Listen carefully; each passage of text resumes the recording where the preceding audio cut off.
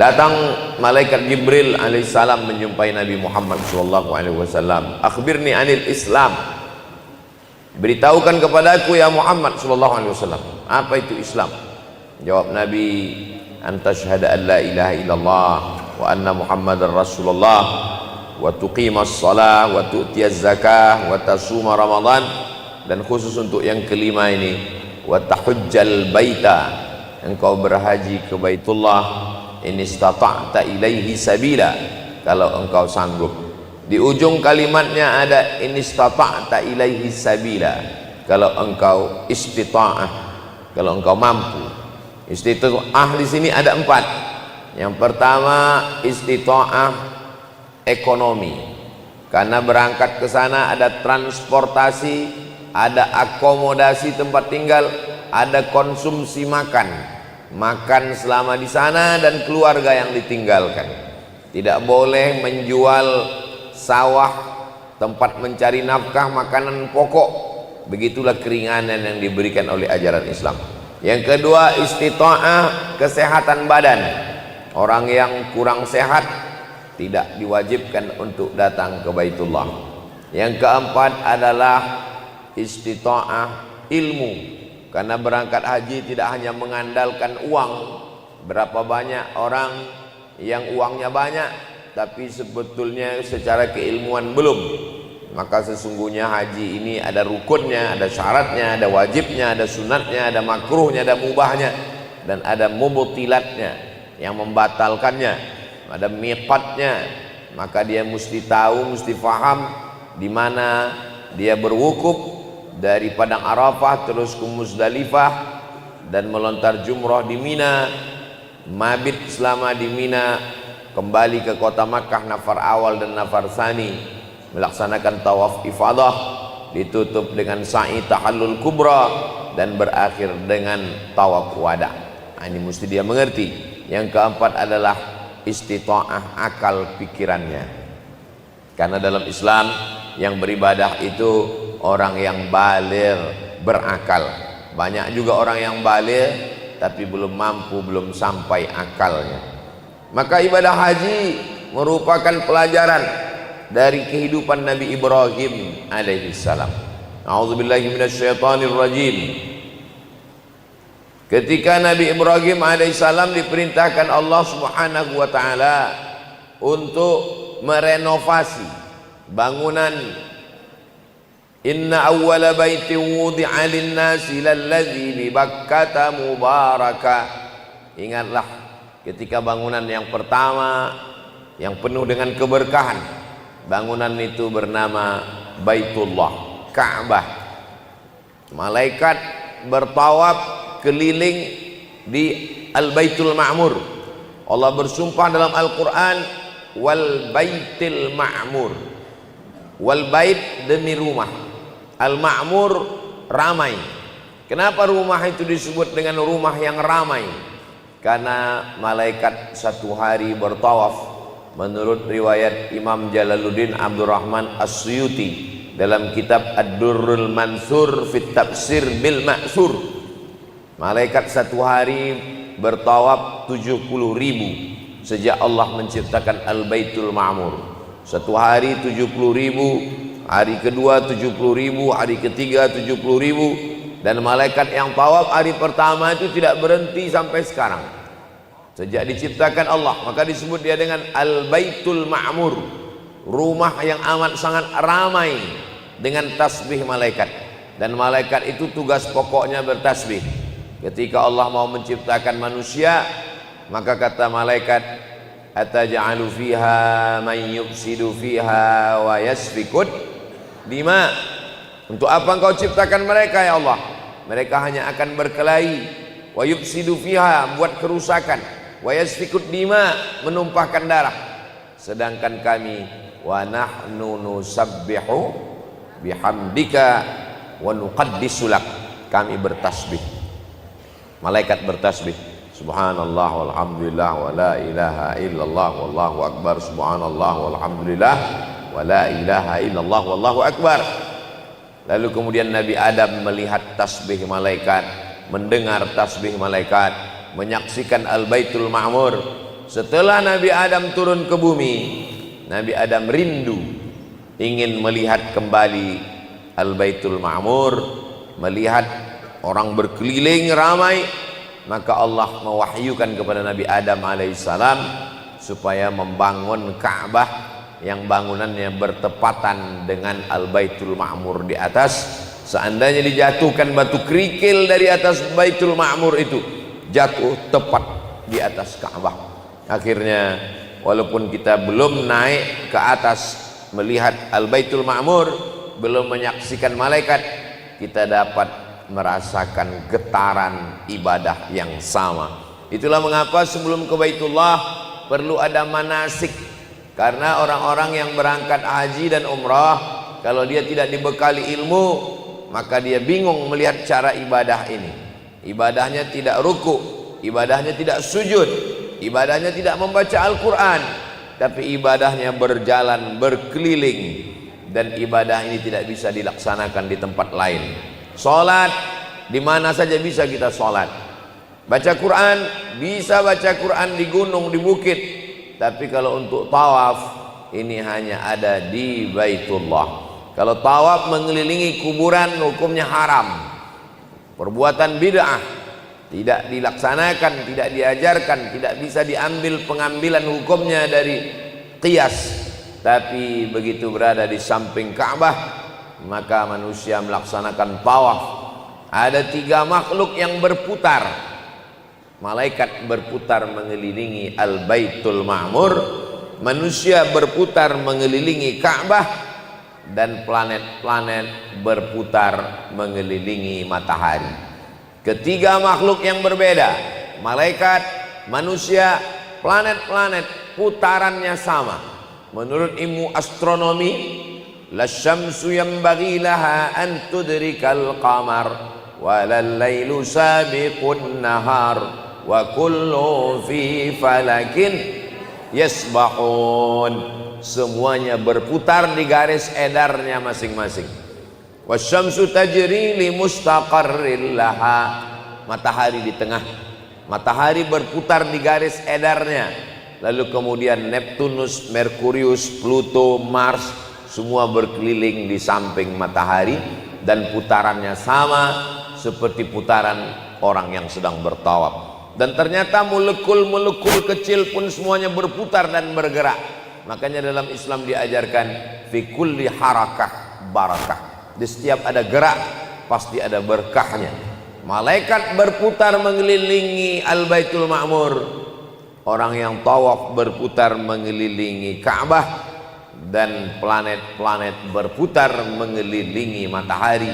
Ketiga makhluk yang berbeda mengucapkan kalimat yang sama. Subhanallah walhamdulillah wa la ilaha illallah wallahu akbar. Kalimatani, 2 kalimat, khafifatani 'alal lisan, ringan di lisan, saqilatani fil mizan, berat pada timbangan mizan, habibatani ilar rahman, dicintai disukai Allah Subhanahu wa taala. Kalimat itu adalah tasbih. Subhanallah wa bihamdihi subhanallahil azim. Subhanallah wa bihamdihi subhanallahil azim. Subhana maf'ul mutlaq, usabbihu subhana. Kita tidak pernah menyebutnya subhanu, tidak pula kita sebut subhani, tapi dia selalu menjadi subhana. Takdirnya usabbihu subhana, dia maha suci. Kenapa Allah perlu disucikan? Lantai disucikan karena kotor, baju disucikan karena najis, tapi Allah maha suci. Kenapa dia perlu disucikan? Wa qalatil yahudu yadullahi maghlulah. Orang Yahudi mengatakan tangan Allah terbelenggu. Wa qalatin nasaral masih ibnullah. Orang Nasrani mengatakan Al-Masih anak Tuhan. Maka ini menista Allah. Wa qalatil yahudu Uzairun ibnullah. Orang Yahudi mengatakan Uzair anak Tuhan. Orang Yahudi mengatakan tangan Tuhan terbelenggu. Maka kita mengatakan Allahu subhanahu wa ta'ala amma yasifun. Maha suci Allah dari sifat-sifat yang dinisbatkan Yahudi dan Nasrani kepada Allah Subhanahu wa taala. Mereka mengatakan Tuhan beranak, maka kita membaca sebelum sholat subuh, qul huwallahu ahad Allahus samad lam yalid walam yulad walam yakul lahu kufuwan ahad. Mereka mengatakan tangan Tuhan terbelenggu, lalu kemudian Allah membantah, bal yadahu mabsutatan yunfiqu kaifa yasha. Allah Subhanahu wa taala rahmatnya maha luas, Allah memberikan segala sesuatu sesuai dengan kehendaknya. Allah itu tidak pernah ikut aturan siapapun. Allah itu fa'alul lima yurid, dia berbuat sesuai dengan kehendaknya. Itulah mengapa amalan yang paling afdal, amalan utama adalah bertasbih. Jadi saudara-saudara kita yang sudah membayar ONH, ragu mau berangkat ke tanah suci, belum hafal doa putaran 1, putaran 2, putaran 3, putaran 4, 5, 6 dan 7, jangan khawatir, karena ibadah haji tidak ada rukun qauli. Kalau sholat, la sholata, tidak sah sholat liman lam yaqra bi fatihatil kitab, tidak sah sholat bagi orang yang tidak membaca al-fatihah. Sedangkan ibadah haji tidak ada rukun qauli, dia cukup mengucapkan tasbih sangat tawab, maka itu sudah merupakan ibadah kepada Allah Subhanahu wa taala. Selesai melaksanakan tawaf, wattakhidhu min maqami Ibrahim musalla, jadikanlah maqam Ibrahim sebagai tempat salat. Maqam diambil dari kata qama yaqumu, tegak. Maqam tempat tegak, karena memang itu adalah batu tempat tegaknya Nabi Ibrahim alaihi salam. Ketika wa idh yarfa'u Ibrahimul qawa'ida minal baiti wa Ismail, ingatlah ketika Nabi Ibrahim mengangkat pondasi bangunan Ka'bah yang sudah dibangun sejak zaman Nabi Adam. Datang masa Nabi Nuh alaihissalam, banjir bandang 40 hari 40 malam, akhirnya Ka'bah tumbang, tapi pondasinya masih ada tinggal, menunggu kedatangan Nabi Ibrahim dan anaknya Ismail alaihissalam. Lalu mereka mengangkat pondasi itu, dan Nabi Ibrahim berdiri di atas sebuah batu, lembut lunak batu itu seperti semen yang sedang mencair. Maka tercetaklah telapak kaki Nabi Ibrahim alaihissalam, dan telapak kaki itu sekarang sedang menghadap ke arah Ka'bah.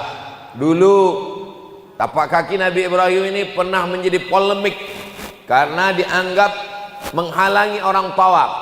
Orang yang tawaf terkendala karena adanya telapak kaki Nabi Ibrahim.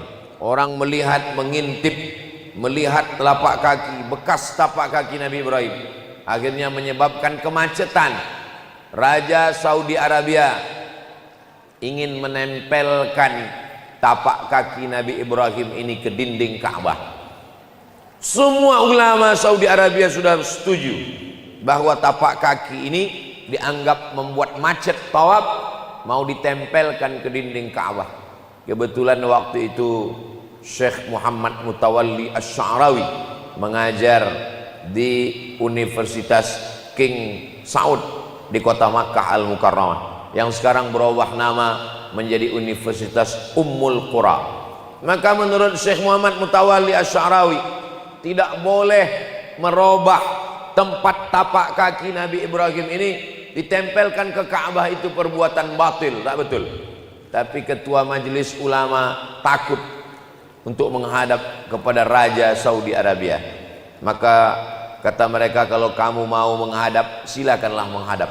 Akhirnya Syekh Muhammad Mutawalli Asy-Sya'rawi menulis makalah yang intinya tidak boleh memindahkan makam Ibrahim dari tempat aslinya, karena ini adalah merubah ajaran Nabi Muhammad sallallahu alaihi wasallam. Kalau dianggap makam Ibrahim ini menghalangi orang tawaf, cukup rumahnya saja dibuat kecil.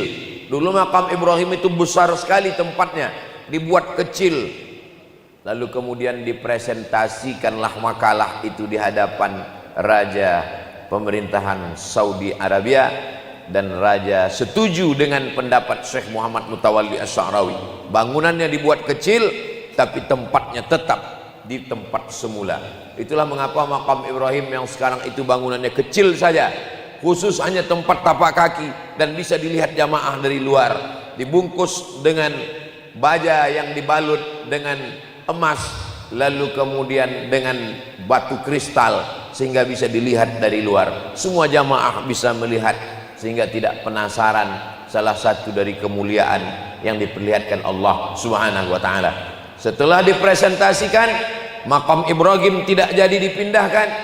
Malamnya Syekh Muhammad Mutawalli Asy'arawi bermimpi melihat Nabi Ibrahim tersenyum. Lalu kemudian keluarlah satu buku. Buku itu ditulis oleh Syekh Muhammad Mutawalli Asy'arawi, judulnya Huna Ra'aitu Sayyidana Ibrahim alaihissalam. Di sini aku melihat Nabi Ibrahim alaihissalam. Artinya bahwa masih ada ulama ahlus sunnah wal jamaah yang berpegang teguh tidak mau merubah ajaran Nabi Muhammad sallallahu alaihi wasallam. Maka salat di belakang makam Ibrahim sebagai ittiba, iqtida, mengikut Nabi Muhammad sallallahu alaihi wasallam. Setelah salat meminum air Zam-Zam. Hajar ditinggal oleh Nabi Ibrahim alaihissalam karena Nabi Ibrahim akan kembali ke Palestina.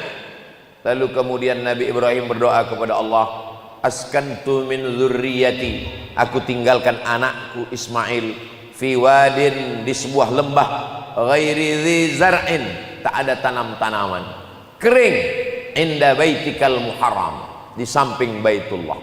Lalu kemudian ketika Nabi Ibrahim akan berangkat, Hajar memegang ujung jubah Nabi Ibrahim. Apa kata Hajar? Allahu amaraka bihadza. Wahai Ibrahim, apakah Allah yang menyuruh engkau melakukan ini, meninggalkan kami di tanah yang kering kerontang ini? Allah yang menyuruh. Kata Nabi Ibrahim dengan satu kata, na'am. Lalu dia pun pergi. Apa kata Hajar? Idzan lan yudayyi'ana. Kalau memang Allah yang menyuruh, maka Allah tidak akan menyia-nyiakan kami. Yang meninggalkan kami ini pencari rezeki, yang menjamin kami di sini pemberi rezeki. Maka kalau yang pergi pencari rezeki, silakan pergi. Sedangkan yang menjamin kami di sini adalah pemberi rezeki. Persediaan air minum habis, kering, tak ada tanaman, tak ada air. Seorang perempuan bernama Hajar, suaminya Nabi Ibrahim alaihissalam, anaknya juga Nabi Ismail alaihissalam. Hajar bukan perempuan yang lemah. Dia tidak mengangkat tangan, dia tidak komplain, dia tidak berdoa minta air turun dari langit.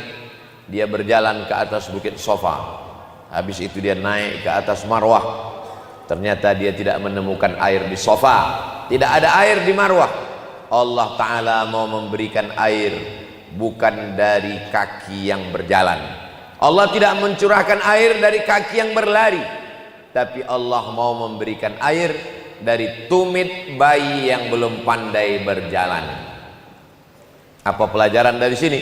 Ini bermakna sa'i. Sa'i artinya usaha. Allah tidak memberikan hasil dari usaha kita, tapi Allah memberikan dari kesungguhan kita.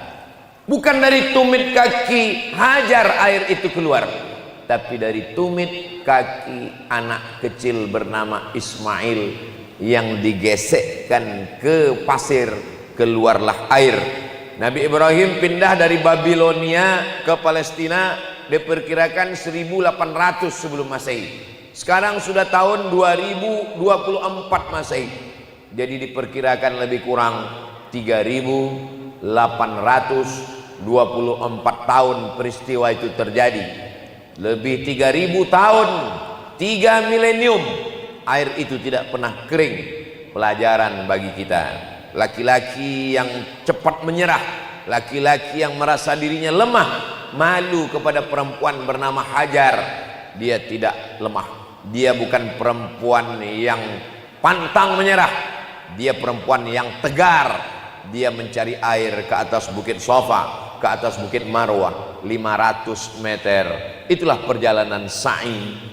Kembali ke Sofa, kembali ke Marwah. Kita sekarang bersa'i dengan tempat yang AC, keramik, dingin, marmer. Bagaimana dengan Hajar saat itu? Musim panas, tak ada atap, pasir kering kerontang. perempuan yang tegar, yang luar biasa, perjalanan sa'i. Begitulah Allah Subhanahu wa taala memberikan pelajaran kepada kita. Lalu selesai sa'i, bertahallul. Yang sebelumnya ihram, mencukur rambut haram, mencabut tanam-tanaman haram, berburu haram. Tapi begitu sudah melaksanakan sa'i, tahallul, menjadi halal. Maka setiap helai rambut yang gugur menjadi cahaya penerang pada hari kiamat. Begitulah orang tahallul. Rahimallahul muhalliqin.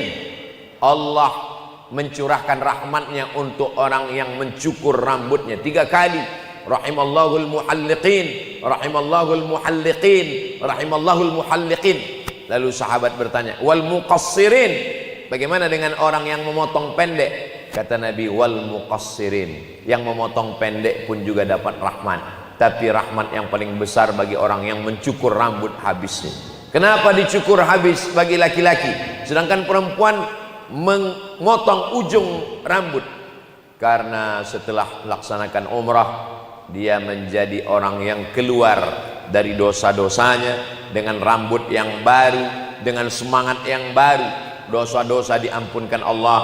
Keluar dari ibadah haji itu kayauma waladathu ummuh, seperti saat dia dilahirkan oleh ibunya. Begitulah bahagianya orang lepas dari dosa. Kita semuanya ikut berbahagia. Mudah-mudahan guru kita beserta keluarga diberikan kesehatan, dan selama di tanah suci mereka tetap mendoakan kita semuanya, dan kita diberikan Allah rezeki untuk juga bisa melaksanakan haji dan umrah ke Baitullah insyaallah.